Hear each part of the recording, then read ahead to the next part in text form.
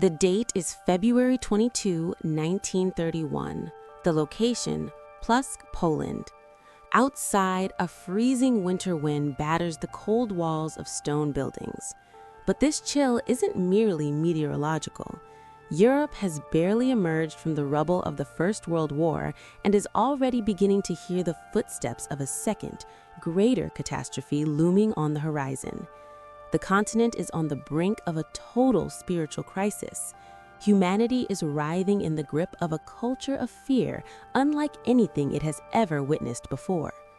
Right in this dark and uncertain atmosphere, inside a quiet cell of the convent of the Sisters of Our Lady of Mercy, an event is about to unfold that will change the course of history.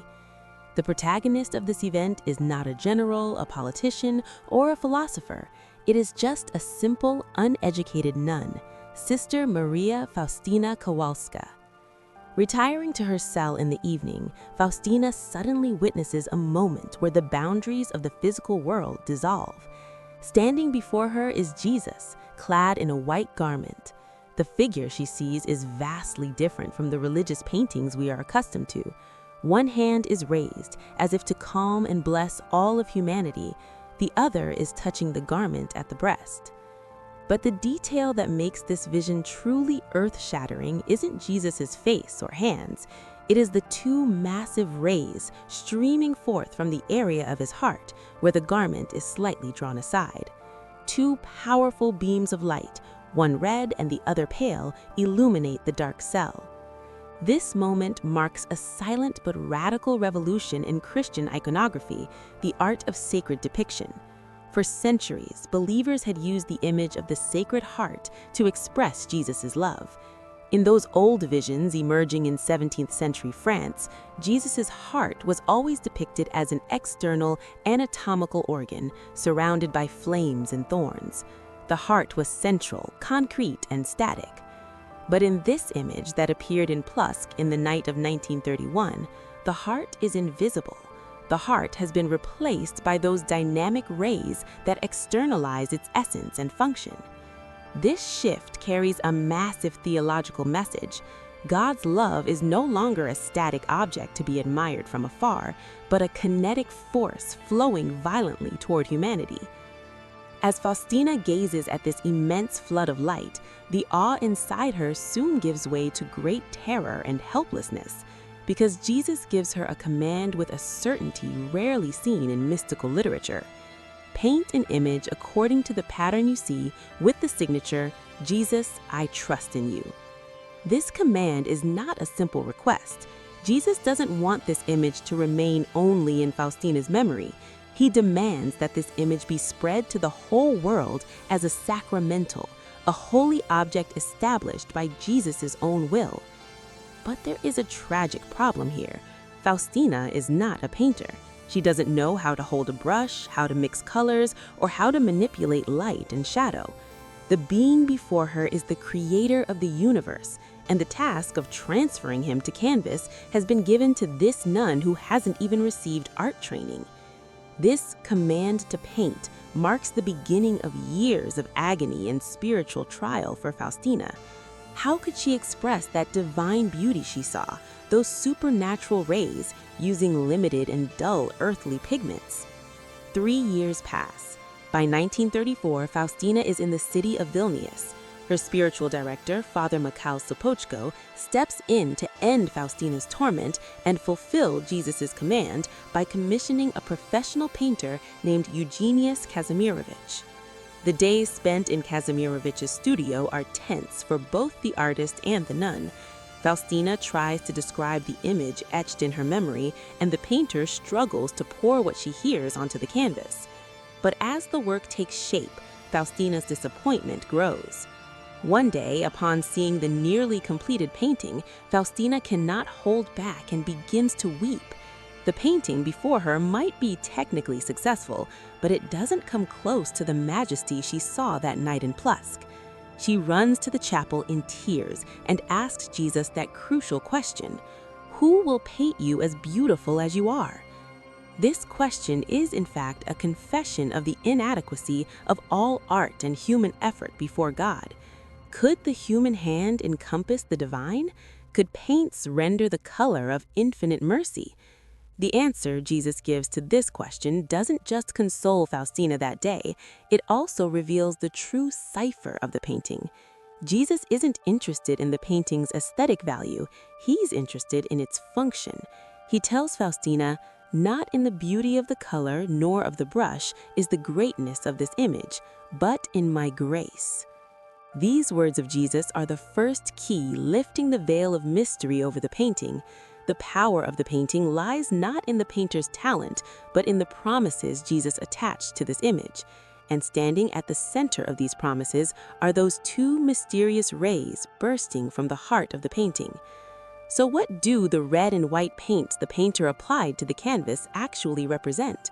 Are these lights emerging from Jesus' chest merely symbolic colors, or are they the code to a biological and theological truth reaching into the depths of the human body and soul? The answer to this question was hidden 2,000 years ago on a hill inside a wound opened by the tip of a spear.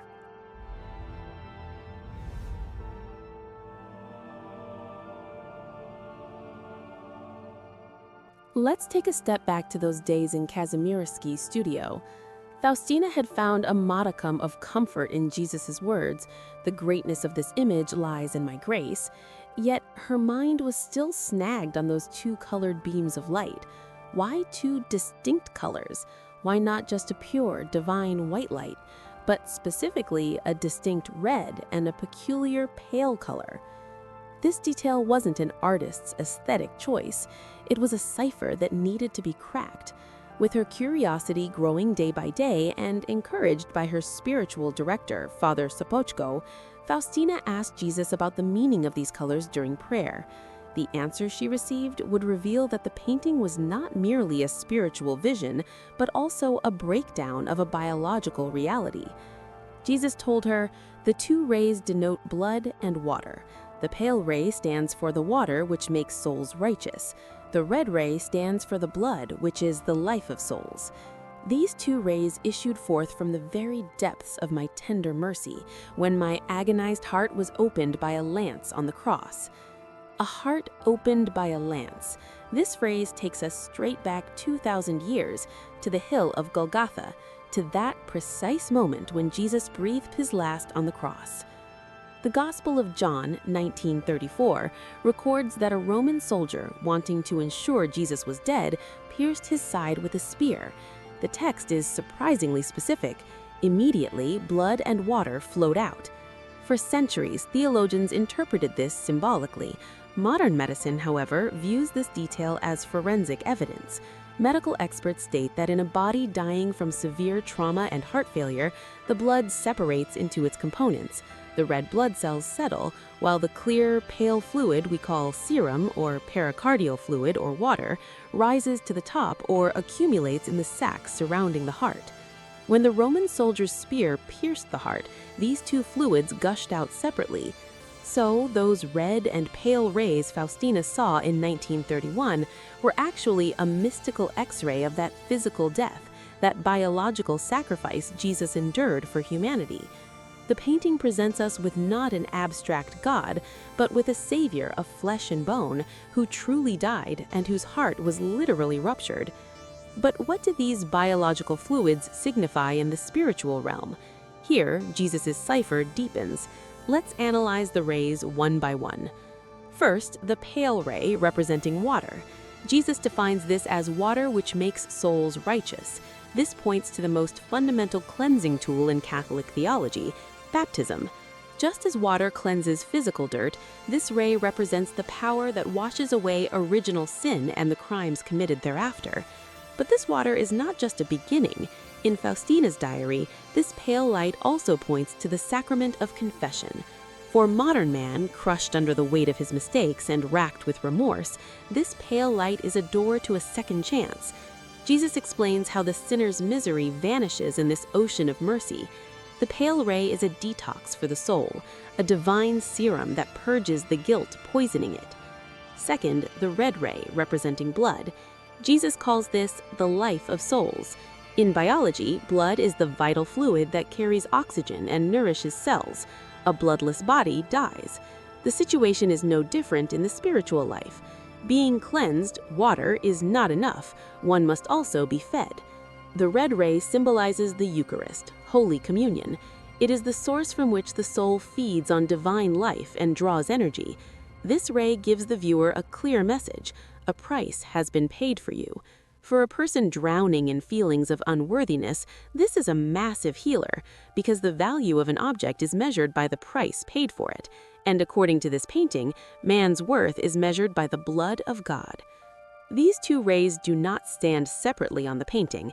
They gush forth together from the same source, from that invisible heart. One purifies, the other vivifies. One erases the past, the other builds the future. The Church Fathers intuited this truth centuries ago. St. John Chrysostom said, "The Church was born from these two sacraments, blood and water," while St. Augustine made it even more dramatic. Just as Eve was created from the rib of Adam while he slept, the Church was born from the blood and water flowing from the side of Jesus as he slept the sleep of death. So the Divine Mercy image is not just a pious picture, it is a frozen frame of the moment of birth of Christianity and the Church. Every time a viewer looks at the painting, they are actually seeing the chemical formula and the source of their own salvation, a wounded heart and the life flowing from it. However, the story does not end here. After Faustina's death, when the World War ended, another painter and another painting would take the stage, and this new painting would change Jesus' gaze, igniting new theological debates and bringing with it a new mystery. Which Jesus was the real one, the one looking down or the one looking straight into your eyes?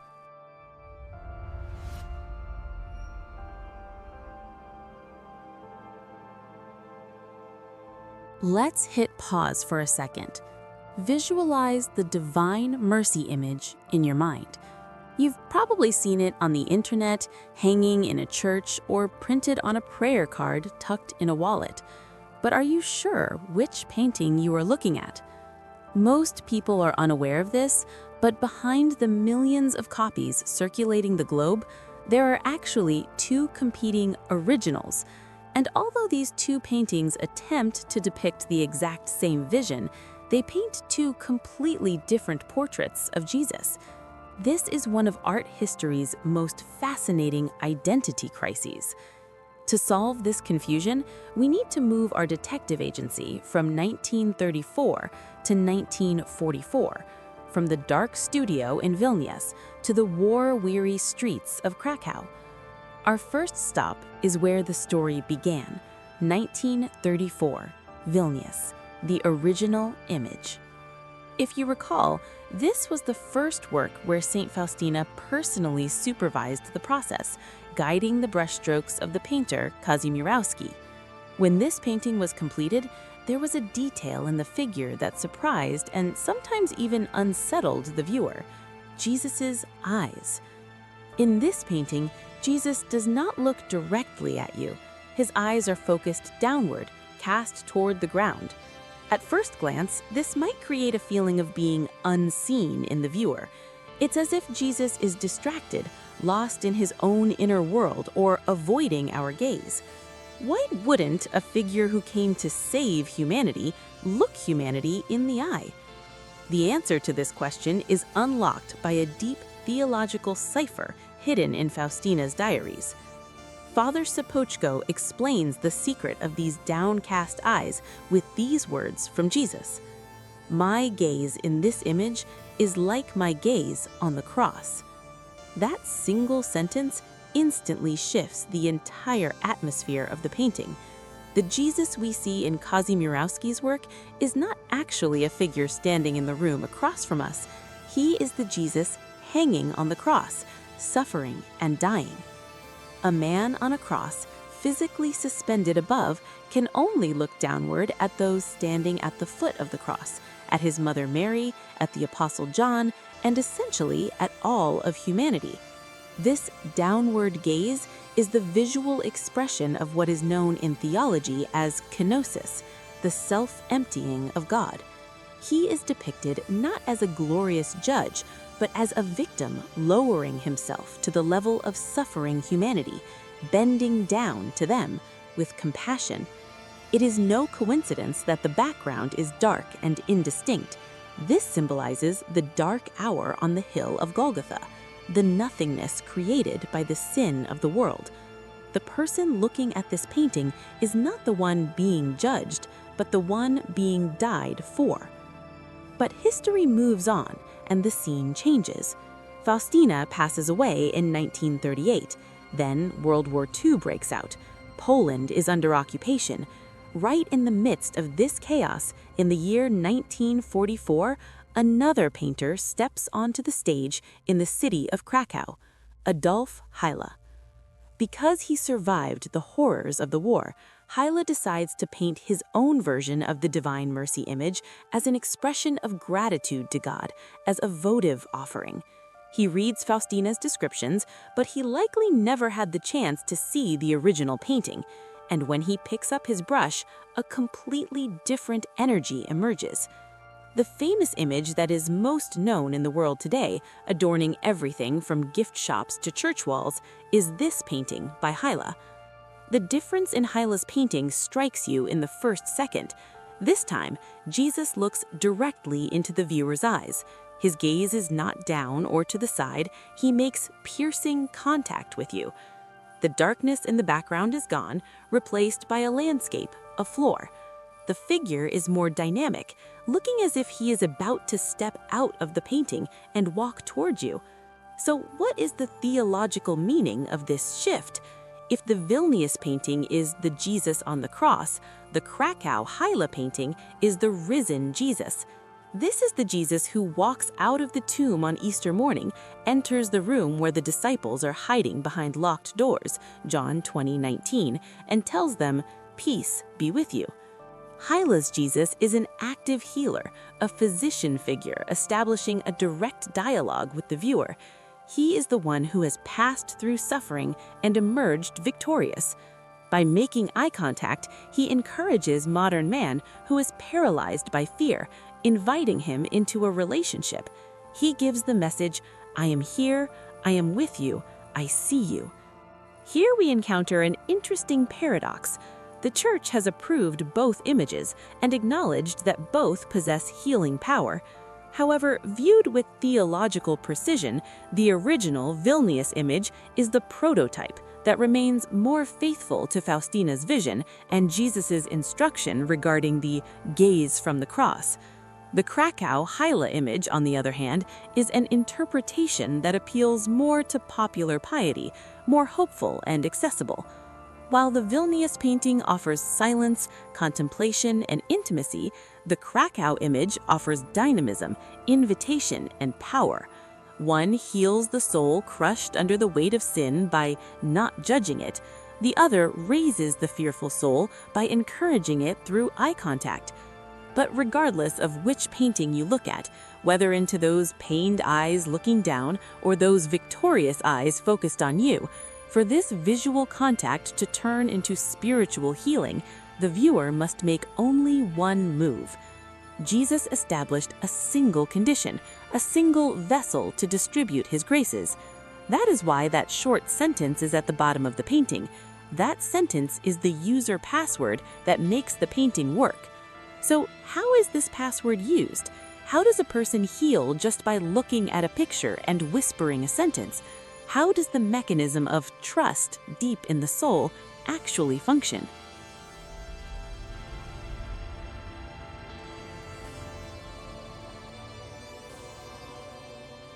Now let's leave behind that dark studio in Vilnius or the war-weary streets of Krakow and turn inward into the complex corridors of our own minds.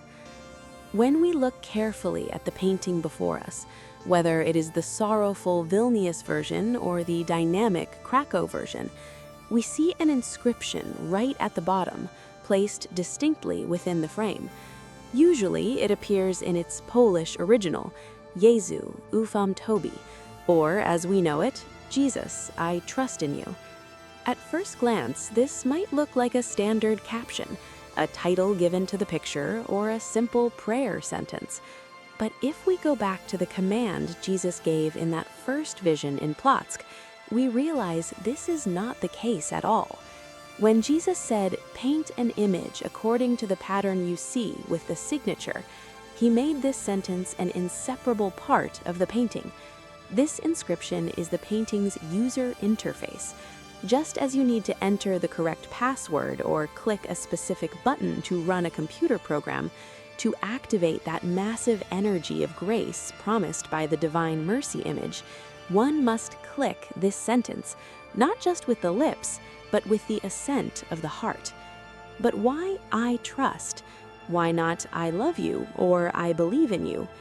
Here, we must listen to a vital distinction made by Father Ignacy Rosicki, one of the deepest experts on Divine Mercy theology.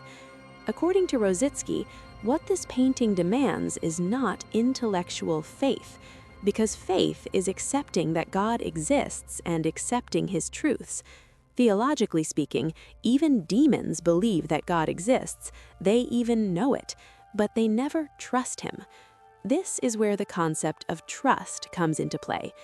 Trust is not merely acknowledging existence, it is relying on that being's goodness, his word, and his character with unconditional surrender, despite one's own inadequacy.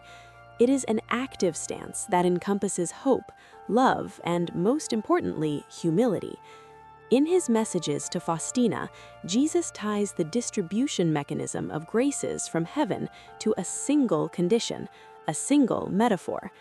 Graces are drawn by means of one vessel only, and that is trust.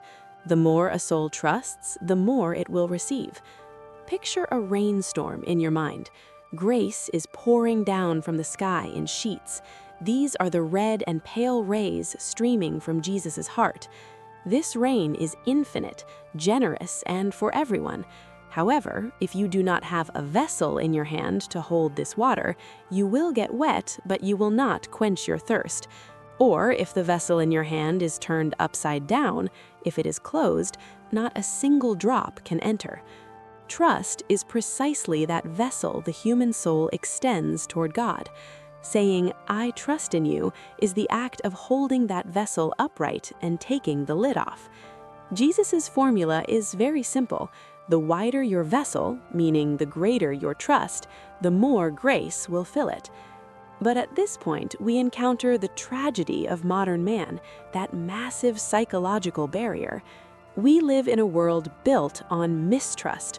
Our disappointments, traumas, and betrayals have taught us one thing: trust no one, never let go of control, never lower your guard. The human soul is often like a fortress, tightly locked by fear, doubt, and the instinct for self-preservation.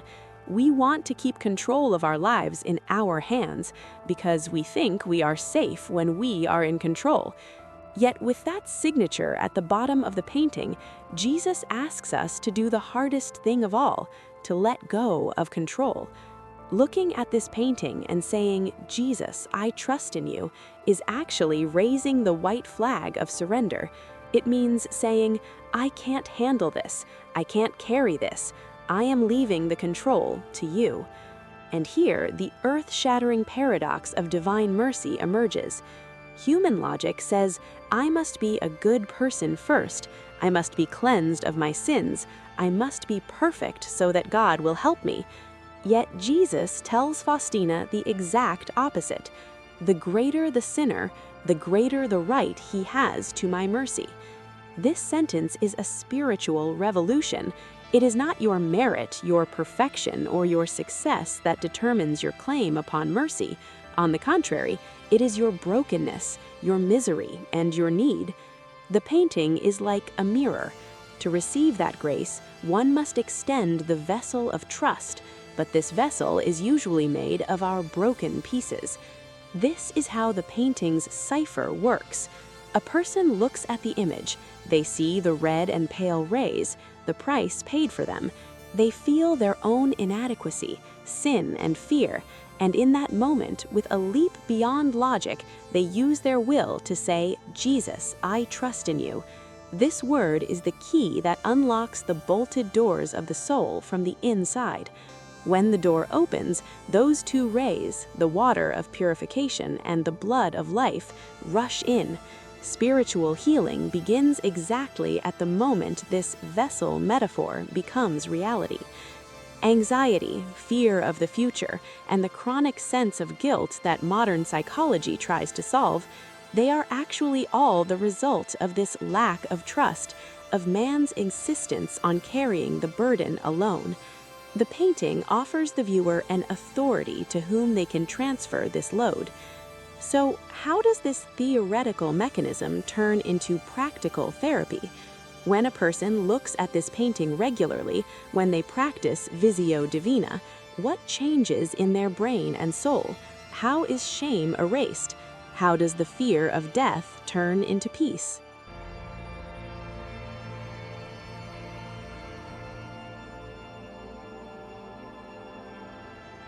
Do you know what the deepest, most secret wound of the human soul is? It is the fear of being unseen. Or even worse, the fear of being seen wrongly. That is, the fear of judgment. We, the people of the modern age, wear invisible masks every single day.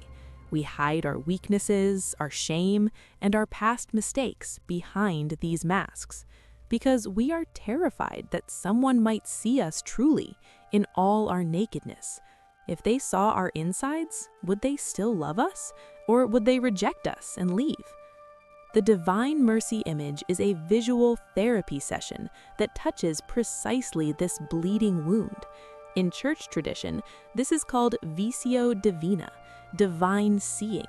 This practice is not just about looking at a picture, it is about locking eyes with the figure in the picture and allowing his gaze to penetrate your soul. What happens when you look at this painting? Whether it is the sorrowful, downcast gaze of the Vilnius painting or the piercing, direct gaze of the Kraków painting, you will not find judgment in Jesus' eyes. Those eyes scan you like an X-ray machine, yet they do not condemn. That gaze functions as a psychological mirroring. When you look at yourself, you might feel shame, but when he looks at you, he sees a value worth dying for. Remember Jesus' words, "My gaze in this image is like my gaze on the cross." This means, I saw you at your most sinful, your weakest state, and I still gave my life for you. This consciousness heals that chronic sense of shame, that need to hide inside us. Just as Adam and Eve hid from shame in paradise, we hide too. But this painting shows Jesus stepping out of the dark background, out of that nothingness, walking toward us, seeking the hiding human. But therapy doesn't end with just being seen. One also needs to find refuge. Our world is full of uncertainties, wars, economic crises, diseases, and personal catastrophes. The human mind constantly manufactures anxiety in the face of future dangers. When speaking about the rays in the painting, Jesus makes a very specific and bold promise. These rays shield souls from the wrath of my Father. Happy is the one who dwells in their shelter, for the just hand of God shall not lay hold of him. Visualize it. The red and pale rays are not just streaming from Jesus' chest, they are uniting to form a tent, a spiritual shield over the viewer. The person praying feels themselves under these rays, inside a metaphysical bunker. Storms of justice may rage outside, lightning bolts of judgment may strike, but beneath these rays, in the sanctuary of mercy, is the safe zone. This visual imagery is the most potent medicine to soothe neurotic fears and guilt. And finally, this painting forces us to face life's most inevitable reality, the last enemy, death. Humanity's greatest fear is ceasing to exist, stepping into the unknown, or being alone at the moment of death. Through this painting, Jesus gives a massive pledge to the dying person. I promise that the soul that will venerate this image will not perish. I also promise victory over its enemies already here on earth, especially at the hour of death. This is no ordinary promise. This is a last breath guarantee. For a person who has looked at this painting throughout their life, who has gained familiarity with those rays and that merciful face, the moment of death is not a tunnel of terror, because they know exactly who is waiting at the end of that dark tunnel. The painting, in fact, is a rehearsal for that final encounter. Just as Jesus steps out of the darkness in the image, the one who meets the believer in the darkness of death will not be a terrible judge, but a familiar friend, a merciful Savior. This belief reduces death anxiety, thanatopia, and cultivates a peaceful acceptance of life's end. The story that began in a small cell in Płock on that cold evening in February of 1931 has now spread to the four corners of the earth. This image, which Saint Faustina tried to describe with trembling hands and which painters struggled to capture on canvas, is not merely a work of art. It is, as Pope John Paul II said, God's greatest anchor of hope against the fears of the modern world. This painting is an invitation to live by the red ray, to be cleansed by the pale ray, and to be healed under that gaze. The cipher has been cracked, the invisible has been made visible, and that divine voice, transcending centuries, still whispers to us today that simple sentence at the bottom of the painting. The decision, whether to extend that vessel of trust or not, is entirely ours. Jesus, I trust in you.